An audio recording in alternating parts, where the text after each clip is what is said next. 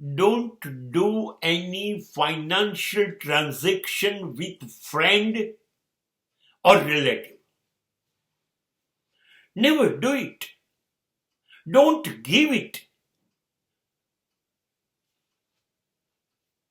તમારા મિત્રો સાથે કે તમારા સંબંધીઓ સાથે, સગાઓ સાથે ગમે તેટલા સારા સંબંધો હોય, ભલે ને એવું લાગે કે આમનાથી શ્રેષ્ઠ તો કોઈ નથી, ભરોસા પાત્ર છે, બધું સરસ છે, તો પણ પૈસાના વ્યવહાર નહીં કરવાના. એ ગમે તેટલી ખાતરી આપે, એ ગમે તેટલી તમારી જોડે પ્રામાણિકતા એને દાખવી હોય, તમારો વિશ્વાસ જીત્યો હોય, તમારો ભરોસો જીત્યો હોય, તો પણ પૈસાની લેવડ દેવડ કરવી નહીં. પહેલેથી નક્કી કરી કાઢો. અને કદાચ એ લોકો કોઈ કહે તો બે જ રસ્તા છે.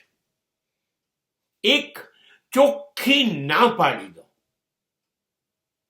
નહીં, સંબંધ છે, બેસીએ, ચા પીએ, જમી લઈએ, બોલો, બીજું કહો, ના પૈસા નહીં આપો. આ એક રસ્તો. ના જ પાડી દો કે યાર આપણી વચ્ચે વ્યવહારમાં પૈસો નહીં. તમે ના પાડી દો. મોટો ફાયદો શું થશે કે જે બિલકુલ લાયક માણસો નહીં હોય ને એ સંબંધ પૂરો કરી કાઢશે, તમારી પાસેથી જતા રહેશે, ખસી જશે. સારું થયું ને, આપણે બચી ગયા. પણ સ્થિતિ એ થશે કે માની લો તમે આપી દીધા, આપ્યા, હવે પછી થાય છે શું કે એને તમને કહ્યું હું 2 મહિનામાં પરત આપું છું.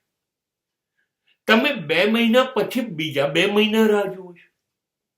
કોઈએ તમને 6 મહિના કીધું, તમે 8 મહિના સુધી રાહ જોઈ, હવે નથી આપતો. અને તમે જઈને કહો છો, તમે કહેતા હતા 6 મહિને પૈસા આપી દઈશ, 8 મહિના થયા, શું થયું? બસ આવતા મહિને આપું છું. બસ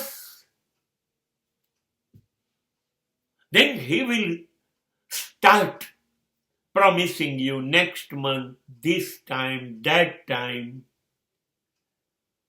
હવે એક કામ કરો ને, તમે મને લાખ આપ્યા તો અત્યારે 10,000 પડ્યા છે, લઈ જાઓ.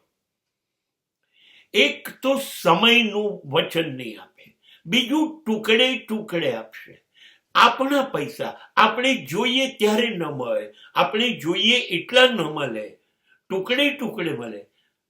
આપણી દશા ભિખારી જેવી થઈ જાય. આપણા પૈસા હોય તો પણ આપણે આપ્યા હતા મદદરૂપ થવા, અને હવે આપણી સ્થિતિ એ છે, હવે એની મરજી ઉપર છે.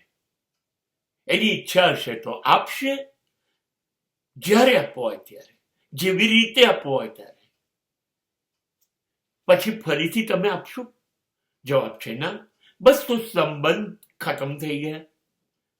હા, તો શું કરવા સંબંધ આટલું હેરાન થયા પછી ખતમ કરવા? એના કરતા પહેલી જ મિનિટથી ના. એટલે સંબંધમાં લેવડ દેવડ કરવી નહીં, એ નક્કી કરી કાઢો.